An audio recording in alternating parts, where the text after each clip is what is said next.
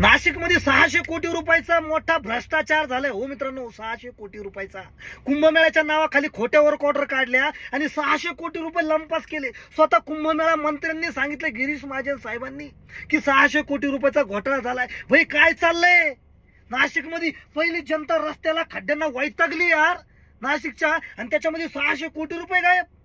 25 ते 30 हजार कोटी जो निधी मंजूर झालाय भाई, तो काय असाच जाणार आहे का? हा घोटाळा तो घोटाळा. नाशिकचे काम कधी होणार यार? नाशिकचे डेव्हलपमेंट खर्च होईल का? काय हे पैसे असेच जातील भाई? काय चाललंय? जनता पागल झाली डायरेक्ट. रस्त्यांनी चालून चालून एवढी रस्ता खराब झालाय आणि एक सुद्धा काम पूर्ण नाही. नेमकी कामाची सुरुवातच झाली आहे आणि सुरुवातीला 600 कोटी रुपयाचा भ्रष्टाचार.